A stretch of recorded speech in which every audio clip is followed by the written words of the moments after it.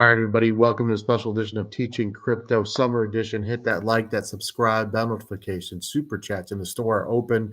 Special shout out to Golden Shears in Westlake, barber there, doing great things, and was made aware of Bitcoin recently. And so you got to spread the word one person at a time. Mr. FOMO, they might call these boring times, but we call these just wait because something's about to pop. As our title says, only a matter of time. How are you doing on this fine June morning as Bitcoin sits a little above 105K? Doing fine as far as my Bitcoin is concerned, but I'm still waiting for my altcoins to pop. And so, yeah, I'm doing great. I think that Bitcoin is cruising right along. It's grinding away kind of sideways right now in between the 100 and 110. But I like Bitcoin there for now. And I'd like to see my altcoins start chasing Bitcoin. And I'd like to see some profits. I'd like to take some profits sometime soon.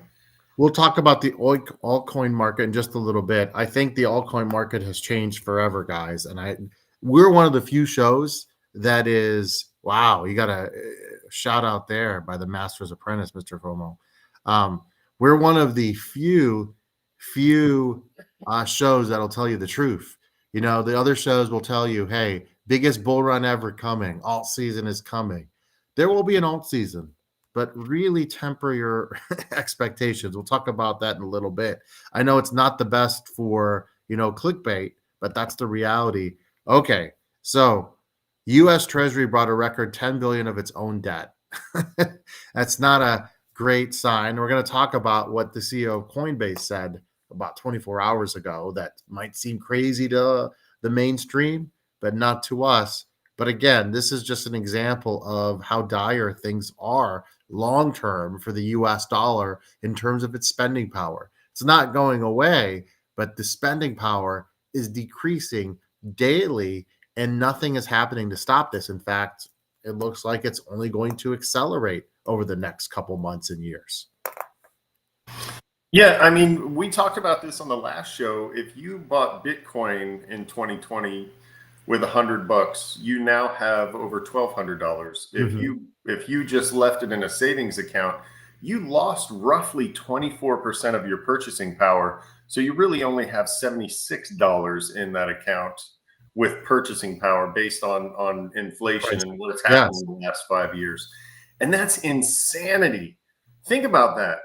Think about it. The average inflation has gone up 25%, 24%, or you've lost purchasing power in your dollar by 24% in 5 years. How does that happen? Well, we print money like animals. Like we have we're not stopping. We're printing daily, and that drives down that watering down of your dollar drives down your purchasing power. And that's what's happening. Is we're losing purchasing power because we continue to print money. Now, you were going to talk about Coinbase's CEO and what he said. Okay, so this might seem outlandish and crazy, and for 2025 it is, but for 2050 and beyond, maybe not so much. Coinbase CEO Brian Armstrong has cautioned that BTC could replace the US dollar as the global reserve currency if Congress fails to address $37 trillion debt crisis. So the new bill that probably will go through, even though all of a sudden Elon, he quit politics about 4 days ago, and last night he's back in begging people not to let the bill pass. This bill is obviously going to increase the debt by trillions. All that work with cutting the deficit, I guess, like we told you, dog and pony show, tried to tell everyone. Maybe you don't believe in the big, beautiful bill? Well, I know you recently had to cancel your family vacation to Yemen because of the announcement yesterday that Yemen was on the no you broke that down to the wife last night. And that was a tough conversation, but back to reality. So looking forward to going to Yemen. It's a beautiful place, actually. But back to I'm reality. sure it is. Yeah, back to reality. $37 trillion. It's hard to wrap your head around that in debt. But when you think about the fact that almost 78% of US tax money goes to paying off the debt, and you're not actually funding the government, you're just funding off the debt that's being created, and they're printing this money to fund the government. And unfortunately, I think the numbers we're getting are not real. We know that because anytime the Pentagon gets audited, they're just happen to be missing $2.3 trillion. So the sad part is I don't think this 37 trillion is actually accurate. I think this is what they tell people to because it's got a 37. If it was 370 trillion, then oh my God, people would actually maybe care. But the 37, what's another trillion here and there? And so that's kind of where we're at. So Think about this though. The budget was balanced in the 90s. This 30 trillion hasn't this isn't a debt that or a deficit that's been created over the 200 years that no, the US has been no. in existence. This has only been the last 30 years that we've racked up this 37 trillion in debt. And so what does that look like for your children and your grandchildren? When Brian Armstrong talks about the US dollar losing its place as the world's reserve currency, if we keep doing what we're doing and keep going down the road that we're on, I can absolutely see that happening. And then when you think about something that's non-inflationary like BTC, you would want something like that to be the world's reserve currency. You would want stable coins as well. That's Right. the other thing. Yeah. And you would want stable coins as well, but you would want a reserve currency that doesn't inflate. And that you can't print any more of. And so Bitcoin Not at makes this rate. perfect sense. Yeah, I mean, or at least you'd have some limits on printing. It reminds me of Doge, where you could just print unlimited every day. It's not quite that bad, but that's kind of direction we're going towards now. Or like Terra Luna a couple Oh my years God. ago, when all of a sudden they needed to correct their problem with their stable coin, and they minted what, trillions or quadrillions of tokens and watered down the In value. one day. Yeah, in one day. Yeah, but Yeah, we're that's- doing the same thing, but over decades, basically. Right. So it's not good. Now, let's talk about alt season. So this is the traditional path here, right? We've had the Bitcoin, but we haven't had 2, 3, and 4, really. ETH did go to 4K, but it came all the way back to 1700, right? So we And can't really everyone's conservative estimate of ETH, but when this bull run started, was somewhere between 6 and 10. So Yeah. at 4, you're not really talking about ETH popping. Well, at 5, I'm a seller. I've told you guys. I do hold some ETH, and transparency at 5. Honestly, I'm looking to take some profits. But large caps, we talked about Avalanche the other day and their revolutionary deal with the state of New Jersey. Avalanche right now is not running. So we talked about large caps. Avalanche hit H bars back to 17 cents, by the way. LTC back well under 100, right? Sol 155. SUI, SWE, $3.20. Chainlink, $13.96. We're not going to bring up Muse, but that's not a large cap. But you get what I'm saying here. We haven't had phase 2 or phase 3. And I really only think we have until October here. I don't think this is going to stretch into a multi-year alt season. I just don't see it. So our time is dwindling. If you want an alt season, you want to see some movement by the end of July with ETH. If ETH does not move by the end of July, that's a really bad sign. So I'm watching Bitcoin, but I'm also watching ETH over the next 6 weeks to take off. Ideally, you want ETH back over 3,000 in the next couple of weeks here. Yeah, if we follow this traditional phase, or if that's what we're going to follow, then these phases have not yet happened. We're only in phase 1, like you said. But I just don't see it. I mean, I hate to beat a dead horse on this, But with 11 or 12 million tokens on the market now, this isn't what it was in 2020. This isn't what it was in 2017. This isn't what it was in 2013. You know, there are so many tokens on the market that it's so watered down that you've really got to catch lightning in a bottle now. Wow. And to be honest with you, most of the space is still degen gamblers. There's still people who are taking leverage. There's still people who are gambling on meme coins on Solana. You know,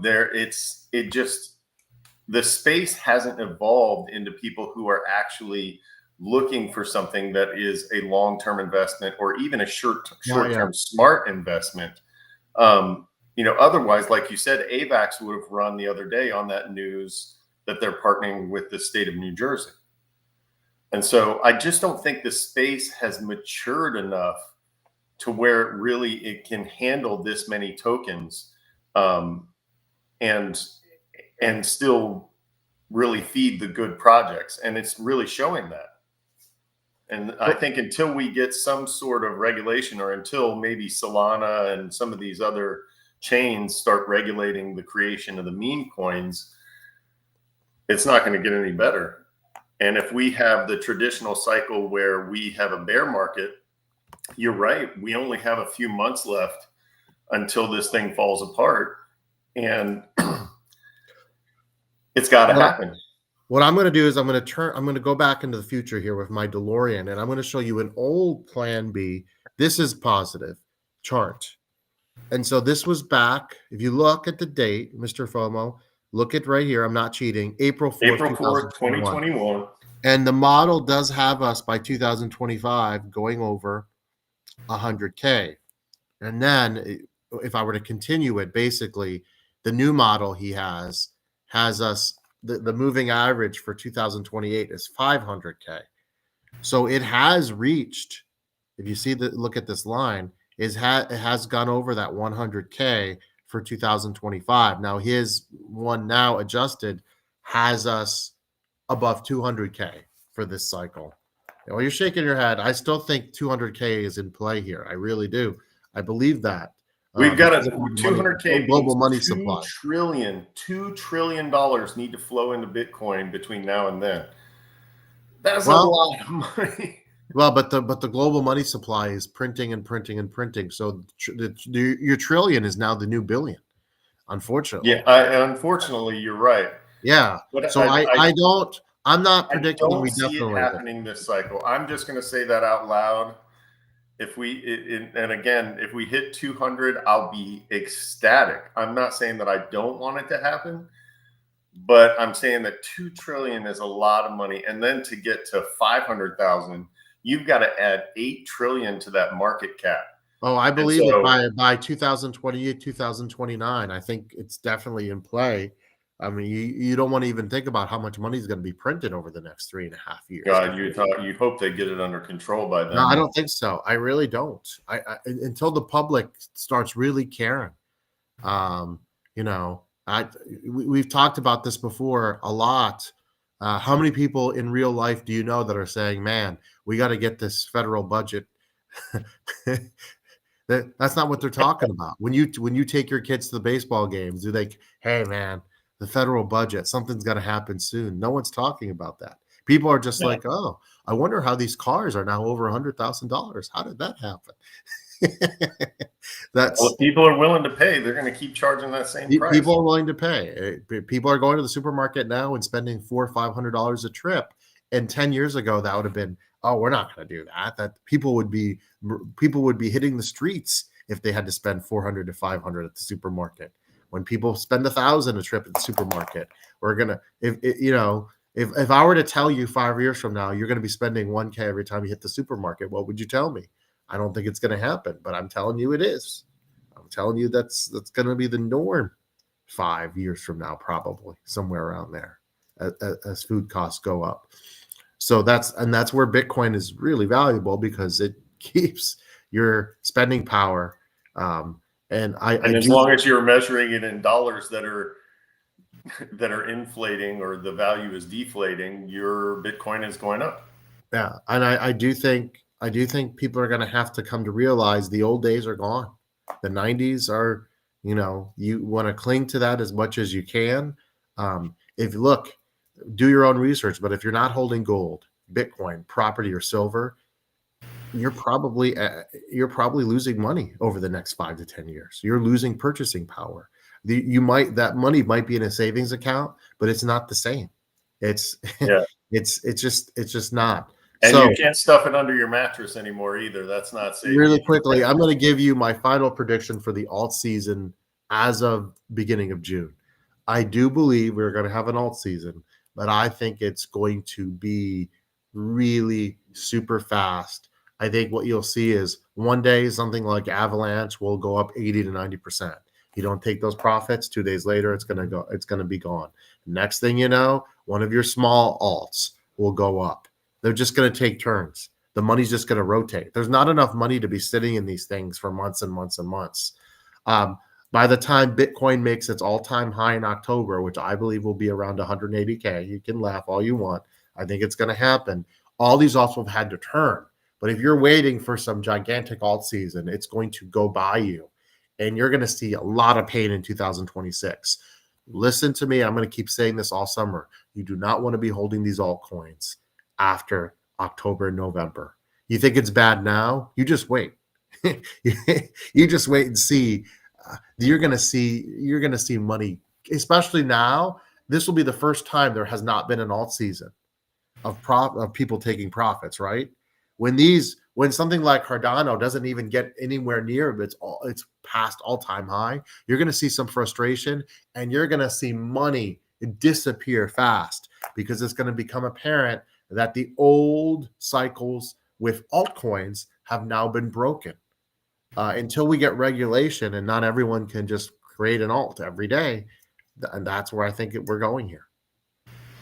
Yeah, I would agree that this alt season is going to be way watered down and way faster. And I think you're right. I think it's going to be a little bit of whack-a-mole when it comes to taking profits. And unfortunately, if you're not able to get on something more, I guess I shouldn't say, but more open than Coinbase, you're probably going to miss out on some of the things that are popping, because a lot of these things just aren't making it there. And so that's going to be frustrating for a lot of people too. But one of the things I want people to remember, and this is a statistic that I bring up a lot, is if you go into Coinbase, or at least this metric that they give you, you go into Coinbase and you look at the your altcoins or Bitcoin even, you can scroll down and look at the average hold time for some of these alts. And when you look at that, you're going to notice that it's very short. And part of that is, I think some of these are only being held for days at a time. And so compare that to how long you've been holding that altcoin. And then remember, when it pops, you don't want to be holding it for that long. Again, you don't want to be the above average holder. You want to be the person that gets out of it when it pumps and then comes back when it drops back down, or it goes into another coin when that one's about to pump.